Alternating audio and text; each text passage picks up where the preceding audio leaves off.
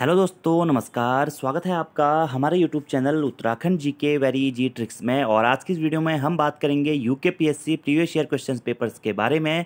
इस सीरीज में दोस्तों हम अभी तक आपको 9 पार्ट्स दोस्तों करवा चुके हैं, जिसमें हमने यूकेपीएससी के लेटेस्ट जो 7 एग्जाम हैं उनको कवर अप किया है। आज हमारा ये 10वां पार्ट है दोस्तों, जिसमें हम जो हमारा सीएफओ का एग्जाम पेपर हुआ था 2021 में मुख्य अग्निशमन अधिकारी का, उसके 52 से लेकर के 90 तक के प्रश्नों के बारे में बात करने वाले हैं। और ये सभी प्रश्न दोस्तों आपके आगामी एग्जाम से तो बहुत ज़्यादा महत्वपूर्ण हैं, क्योंकि यूकेपीएससी में जो सवाल है दोस्तों वह रिपीट होते हैं बहुत बार, इसलिए आपको ये सभी प्रश्न जरूर याद रख लेने हैं। और अगर आपने इससे पहले के 9 पार्ट्स दोस्तों नहीं देखे हुए हैं तो आप उनको भी जरूर देख लीजिएगा, क्योंकि आपके आगामी एग्जाम से तो जो पेपर पैटर्न है लगभग इसी प्रकार का रहने वाला है। ऐसे ही आपके एग्जाम्स आने वाले हैं। और 18 तारीख को आपका पुलिस कांस्टेबल का एग्जाम है, फिर पटवारी का है, फिर फॉरेस्ट गार्ड का है, उसके बाद में मंदिर रक्षक का है, फिर क्लर्क की भी वैकेंसी आ गई है, एसआई की भी वैकेंसी आ जाएगी दोस्तों। तो सभी एग्जाम्स के लिए आपका पैटर्न सेम रहने वाला है, इसलिए आप लोग इन प्रश्नों को जरूर याद रख लें और डायरेक्टली सभी वीडियोज़ को जरूर देख लें। और दोस्तों आप लोग कमेंट्स में ये भी जरूर बताइएगा, मैं ये सोच रहा हूँ कि यूके SSC के भी जो लेटेस्ट एग्जाम पेपर हुए हैं 2018 से 2021 के बीच में, वो भी मैं आप लोगों को करवा दूं, क्योंकि वह प्रश्न भी आपके एग्जाम की दृष्टि से महत्वपूर्ण रह सकते हैं। तो आप कमेंट बॉक्स में जरूर बताइएगा कि वो जो पेपर्स हैं वो करवाने हैं या नहीं करवाने। बाकी वीडियो पसंद आती है तो वीडियो को लाइक जरूर करें, कमेंट जरूर करें, अपने दोस्तों के साथ में भी जरूर शेयर करें। और दोस्तों अभी तक आपने हमारी एप्लीकेशन को डाउनलोड नहीं किया हुआ है तो प्ले स्टोर से आप हमारी application Uttarakhand GK very G tricks को जरूर डाउनलोड कर लें। वहाँ पर आपको आगामी एग्जाम से तो कंप्लीट कोर्स, और दोस्तों जो आपके आगामी एग्जाम है उसके लिए जो मॉडल पेपर हैं या आप कह सकते हैं प्रैक्टिस टेस्ट हैं, वो आपको वहाँ पर मिल जाते हैं फ्री ऑफ कॉस्ट भी दोस्तों। कई सारे प्रैक्टिस टेस्ट है, तो आप उन टेस्ट को जरूर लगाइएगा। आपको अपनी तैयारी का अंदाज़ा वहाँ से लगेगा और आपको पता लगेगा कि आप कितने पानी में हैं, कितनी आपको मेहनत और करने की आवश्यकता है, क्योंकि अब अंतिम समय है। आप दोस्तों ढिलाई नहीं करनी चाहिए और पूरे डेडिकेशन के साथ में आप लोग भी पढ़ाई कीजिए। चलिए शुरू करते हैं दोस्तों आज की इस वीडियो को। आज का हमारा पहला प्रश्न है, MICR प्रणाली का उपयोग निम्नलिखित में से किस क्षेत्र में होता है? तो MICR प्रणाली का उपयोग दोस्तों इसमें से बैंकिंग के क्षेत्र में किया जाता है।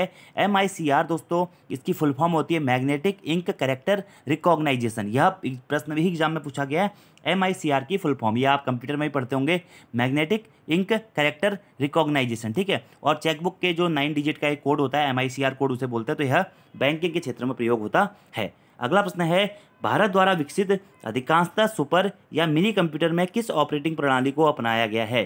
तो भारत के द्वारा दोस्तों जो अधिकांशतः सुपर और मिनी कंप्यूटर हैं उसमें यूनिक्स ऑपरेटिंग प्रणाली को अपनाया गया। कौन सी यूनिक्स ऑपरेटिंग प्रणाली को?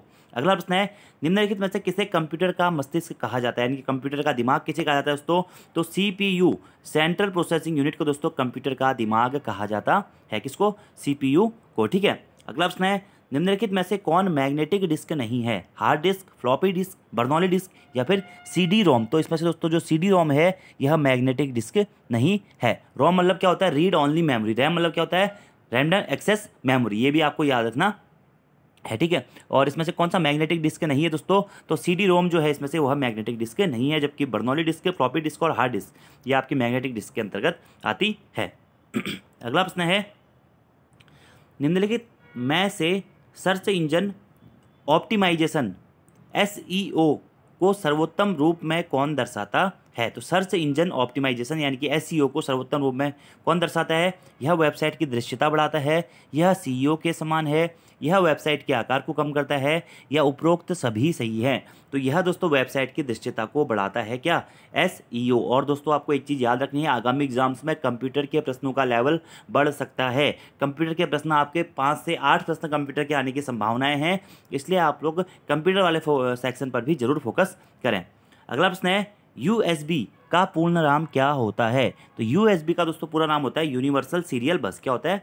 यूनिवर्सल सीरियल बस दोस्तों USB का पूर्ण रूप होता है। अगला प्रश्न है, निम्नलिखित में से कौन से कंप्यूटर पहली पीढ़ी के कंप्यूटर से पहले बने थे? तो पहली पीढ़ी के कंप्यूटर से पहले कौन सा कंप्यूटर बना था दोस्तों? वह था इलेक्ट्रोयांत्रिक कंप्यूटर। इलेक्ट्रोयांत्रिक जो कंप्यूटर थे वह पहली पीढ़ी या प्रथम पीढ़ी के कंप्यूटरों से भी पहले बन गए थे।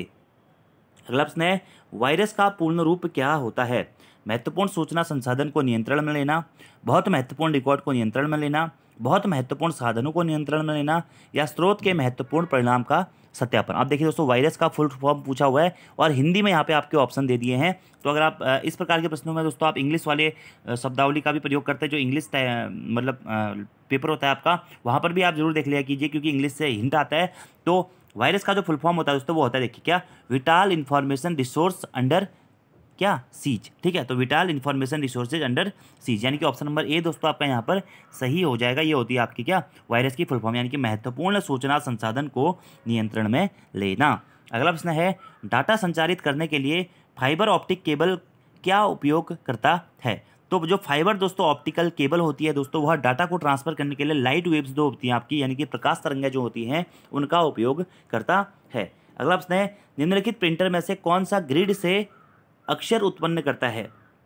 तो ग्रिड से जो अक्षर उत्पन्न करता है वो है डॉट मैट्रिक्स प्रिंटर। कौन सा, डॉट मैट्रिक्स प्रिंटर। ठीक है, और प्रिंटर दोस्तों क्या है आपको बताइए, एक आउटपुट डिवाइस है। अगले प्रश्न की बात करते हैं, कंप्यूटर के किस भाग को गणना और तुलना करने के लिए प्रयोग किया जाता है। तो अर्थमेटिक लॉजिकल यूनिट, यानी कि ALU को दोस्तों गणना और तुलना करने के लिए प्रयोग किया जाता है, यह आपको याद रखना है। ठीक है, CPU के दोस्तों दो पार्ट माने जाते हैं, एक CPU होता है, एक कंट्रोल यूनिट माना जाता है, और एक होता है ALU। इन दोनों के माध्यम से ही CPU अपना जो दिमाग का काम होता है वह करता है। ठीक है, याद रखना है आपको। अगला प्रश्न है, किस शहर में भारत का पहला खाद्य म्यूजियम शुरू किया गया है। कालाहांडी, नागपुर, तरणातारन या तंजावुर। तो भारत का पहला दोस्तों जो खाद्य म्यूजियम है वह शुरू किया गया कहाँ पे, तंजावुर में। कहाँ पे शुरू किया गया, तंजावुर में शुरू किया गया है। अगला प्रश्न है, निम्नलिखित में से किसे मेजर ध्यानचंद खेल रत्न अवार्ड 2021 से नवाजा गया है। तो मेजर ध्यानचंद खेल रत्न अवार्ड 2021 से दोस्तों नवाजा गया था किसको, मिथाली राज को। ठीक है, और वहीं अगर आपसे प्रश्न पूछा था कि 2022 में मेजर ध्यानचंद खेल रत्न अवार्ड से किसे नवाजा गया है, तो ये नवाजा गया है दोस्तों क्या, शरत कमल अचंता को। किसको, शरत कमल अचंता, जो कि टेबल टेनिस के खिलाड़ी हैं। इन्हें 2022 में मेजर ध्यानचंद खेल अवार्ड से नवाजा गया है। दोस्तों एक बार ये चेक कर लीजिएगा, इनको 2021 में देखिए मिताली राज के साथ में भी शायद मिला था, तो एक बार ये आप चेक कर लीजिएगा। ठीक है, 2022 में किसको मिला है, ठीक है, इनको मिला या नहीं मिला करके, लेकिन 2021 में मिताली राज को मिला था। ठीक है, एक बार चेक कर लेना, मेरे को थोड़ा सा इसमें कन्फ्यूजन है। अगला प्रश्न है, नवंबर 2021 में यूनेस्को ने श्रीनगर को अपने क्रिएटिव सिटीज नेटवर्क में शामिल कर लिया है। ठीक है, नवंबर 2021 में यूनेस्को ने श्रीनगर को अपने क्रिएटिव सिटीज नेटवर्क में शामिल कर लिया है। भारत के अन्य कौन से शहर इस सूची में शामिल हैं। तो इस सूची में दोस्तों मुंबई, चेन्नई, हैदराबाद, जयपुर और वाराणसी पहले से शामिल है, और अब श्रीनगर को भी कर लिया गया है। नवंबर 2021 का दोस्तों प्रश्न है। अगला प्रश्न है, कृषि कानून वापसी विधेयक निम्नलिखित में से किस तिथि को संसद के दोनों सदनों द्वारा स्वीकृत किया गया था। तो कृषि कानून वापसी विधेयक को दोस्तों 29 नवंबर 2021 को संसद के दोनों सदनों द्वारा स्वीकृत कर लिया गया था। ठीक है, और अगर आपसे पूछा जाए कि कृषि कानून जो विधेयक है इसको स्वीकृत कब किया गया था, या कृषि कानून विधेयक को लाने की बात कब की गई थी, या संसद के द्वारा इस कृषि कानून विधेयक को लागू करने की बात को कब स्वीकृत किया गया था दोनों सदनों के द्वारा, तो 2019 में किया गया था। और वापसी कब कर दी गई थी, 2021 में बहुत ज़्यादा विरोध हुआ था दोस्तों कृषि कानून का, इसी कारण कृषि कानून वापसी विधेयक को फिर स्वीकृत 29 नवंबर 2021 को कर लिया गया था। अगला प्रश्न है, प्रधानमंत्री द्वारा नमामि गंगे मिशन के तहत उत्तराखंड में कितने मेगा विकास परियोजनाओं का उद्घाटन किया गया है। यह दोस्तों अच्छा प्रश्न है। तो प्रधानमंत्री द्वारा नमामि गंगे मिशन के तहत उत्तराखंड में दोस्तों 6 जो आपकी मेगा विकास परियोजनाओं का उद्घाटन किया गया। कितनी, 6 मेगा विकास परियोजनाओं का उद्घाटन। अगला प्रश्न है, नवंबर 2021 में भोपाल स्थित हबीबगंज रेलवे स्टेशन का नाम बदलकर नया नाम दिया गया है, जो कि निम्नलिखित में से क्या है। तो इस प्रकार के प्रश्न में दोस्तों एग्जाम में आते हैं। तो हबीबगंज रेलवे स्टेशन का नाम परिवर्तित करके रानी कमलावती रेलवे स्टेशन किया गया था। अगला प्रश्न है, निम्नलिखित में से भारतीय वायुसेना के किस स्क्वाड्रन में राफेल लड़ाकू जेट विमानों के प्रथम समूह को शामिल किया गया है। तो भारतीय वायुसेना के दोस्तों स्क्वाड्रन 17 गोल्डन एरोज में राफेल लड़ाकू जेट विमानों के प्रथम समूह को शामिल किया गया। तो ऑप्शन नंबर ए आपका दोस्तों इसका राइट आंसर हो जाएगा। अगला प्रश्न है, भारत का 52वां अंतर्राष्ट्रीय फिल्म उत्सव निम्नलिखित में से किस राज्य में आयोजित किया गया है। तो भारत का जो 52वां अंतर्राष्ट्रीय फिल्म उत्सव था दोस्तों, यह गोवा राज्य में आयोजित किया गया था। कहाँ पे, गोवा राज्य में। आप देखिए दोस्तों करंट अफेयर्स की जो क्वेश्चन है ना, आपको पता चल गया यूकेपीएससी कैसे क्वेश्चन पूछता है।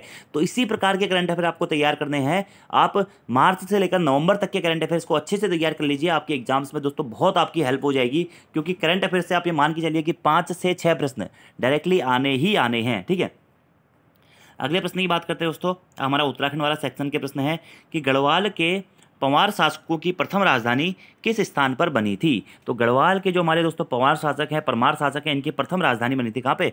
चांदपुर गढ़ी में। कहाँ पे? चांदपुर गढ़ी में। आपको पता है परमार राजवंश के संस्थापक कनकपाल के द्वारा परमार राजवंश की स्थापना की गई थी 888 ईस्वी में, और उसने अपनी प्रथम राजधानी बनाया था किसको? चांदपुरगढ़ को। ठीक है, और यह कहाँ पड़ता है? चमोली जनपद में स्थित है चांदपुरगढ़। और कौन सी नदी के किनारे स्थित है? आटागाड़ नदी के किनारे स्थित है। यह प्रश्न भी एग्जाम में पूछा गया है। ठीक है, उसके बाद में दोस्तों चांदपुरगढ़ से इनकी राजधानी कहाँ ट्रांसफर होती है? ये ट्रांसफर होती है देवलगढ़। कौन करता है? अजयपाल करता है। फिर देवलगढ़ से इनकी राजधानी कहाँ ट्रांसफर होती है? श्रीनगर। कौन करता है? अजयपाल करता है। ठीक है, और कब करता है इसमें थोड़ा सा कंफ्यूजन है। 1512 से लेकर 1517 के बीच में राजधानियां स्थानांतरित की जाती हैं अजयपाल के द्वारा, जो कि परमार राजवंश का 37वें नंबर का शासक होता है। अगला प्रश्न है 1857 की क्रांति का सर्वाधिक प्रभाव उत्तराखंड के किस शहर पर पड़ा था? तो हल्द्वानी में दोस्तों 1857 की क्रांति का सर्वाधिक प्रभाव पड़ा था। आपको पता होगा कि हल्द्वानी में एक दिन तक दोस्तों अंग्रेजों को हल्द्वानी से भगा दिया गया था, फिर दोबारा से अंग्रेज यहाँ पर अपना आधिपत्य स्थापित कर लेते हैं, लेकिन सर्वाधिक प्रभाव हल्द्वानी पर पड़ा था। और 1857 की क्रांति के समय पर कुमाऊं कमिश्नर कौन था? बहुत महत्वपूर्ण प्रश्न है। हेनरी रैमजे इस टाइम पे क्या था दोस्तों? कुमाऊं कमिश्नर थे। अगला प्रश्न है चमोली जनपद का रैणी गांव निम्नलिखित में से किस आंदोलन के लिए प्रसिद्ध था? तो चमोली जनपद का जो रैणी गांव है दोस्तों, वह चिपको आंदोलन के लिए प्रसिद्ध था।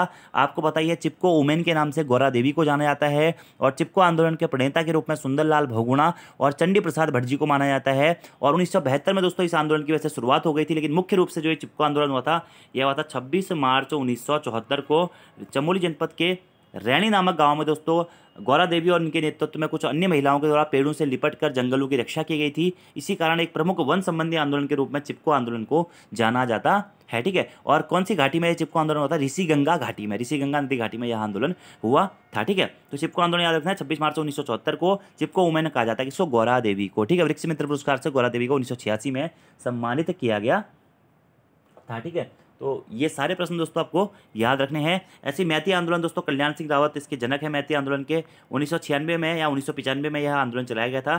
कुछ किताबों में 1996 है, कुछ में 1995, तो आप दोनों ही याद रख लीजिएगा। डुंगरी बटौली आंदोलन दोस्तों यह भी बांस के जंगलों के बचाव के संबंध में चमोली जनपद में ही चलाया गया था। और रवाई घाटी आंदोलन दोस्तों इसे उत्तराखंड का जलियांवाला बाग हत्याकांड के नाम से भी जाना जाता है। और इसे दोस्तों यह आंदोलन कब हुआ था? तो 30 मई 1930 को रवाई घाटी में दोस्तों यह आंदोलन हुआ था, जिसे तिलाड़ी आंदोलन या तिगड़ी आंदोलन के नाम से भी जाना जाता है। ठीक है, और राजा कौन थे इस टाइम पे? नरेंद्र शाह इस टाइम पे क्या थे? टिहरी रियासत के राजा थे। ठीक है, रवाई आंदोलन, तिगड़ी आंदोलन, तिलाड़ी आंदोलन, तिलाड़ी कांड, कई नामों से इस रवाई आंदोलन को जाना जाता है। अगला प्रश्न है उत्तराखंड में वन्य जीव संरक्षण केंद्र की स्थापना किस स्थान पर की गई है? तो कालागढ़ में दोस्तों स्थित है हमारा क्या? कालागढ़ पौड़ी गढ़वाल जनपद में पड़ता है। यहाँ पर वन्य जीव संरक्षण केंद्र की स्थापना की गई है। अगला प्रश्न है उत्तराखंड राज्य में नई कृषि नीति कब जारी की गई थी? 2011 में दोस्तों उत्तराखंड में नई कृषि नीति को लागू किया गया था। 2011 इसका सही आंसर होगा। ठीक है, और उत्तराखंड की दोस्तों जो लगभग 70% जनसंख्या है यह कृषि क्षेत्र में संलग्न है, और उत्तराखंड के क्षेत्रफल के कुल 12.5% भाग पर दोस्तों क्या की जाती है? कृषि की जाती है। अगला प्रश्न है धियांती और रेयांती का संबंध किस जनजाति से है या किससे है? तो धियांती और रेयांती का संबंध दोस्तों जौनसारी जनजाति से है। धियांती क्या होता है? जो जौनसारी जनजाति में अविवाहित लड़कियां होती हैं उन्हें धियांती कहा जाता है, और जो विवाहित लड़कियां होती हैं उन्हें रेयांती कहा जाता है। अगला प्रश्न है ब्रिटिश शासनकाल में उत्तराखंड के निम्नलिखित में से किस शहर में उत्तर प्रदेश की ग्रीष्मकालीन राजधानी रही थी? ठीक है, तो ब्रिटिश काल में दोस्तों उत्तराखंड के निम्नलिखित शहरों में से जो हमारा नैनीताल शहर है, यहाँ पर उत्तर प्रदेश की ग्रीष्मकालीन राजधानी रही थी। और ऐसा कहा जाता है कि 1862 से हमारा उत्तर प्रदेश की जो ग्रीष्मकालीन राजधानी थी वो नैनीताल में थी। कहीं कहीं आपको यहाँ 1960 भी देखने को मिलेगा। तो आप डायरेक्टली याद रखिएगा कि ग्रीष्मकालीन राजधानी क्या थी ब्रिटिश कालीन में? तो वो थी नैनीताल। अगला प्रश्न है उत्तराखंड के कुल भौगोलिक क्षेत्रफल में पर्वतीय भूभाग का कितना प्रतिशत है? तो उत्तराखंड के कुल भौगोलिक क्षेत्रफल 53,483 किलोमीटर स्क्वायर उत्तराखंड का भौगोलिक क्षेत्रफल है। और क्षेत्रफल के अनुसार उत्तराखंड का भारत में कौन सा स्थान है दोस्तों? यह है दोस्तों हमारा 18वां स्थान। ठीक है, तो कुल भौगोलिक क्षेत्रफल में कितना पर्वतीय भूभाग का प्रतिशत है? तो पर्वतीय भूभाग का प्रतिशत है दोस्तों क्या? 86.07%। और मैदानी भूभाग का प्रतिशत कितना है?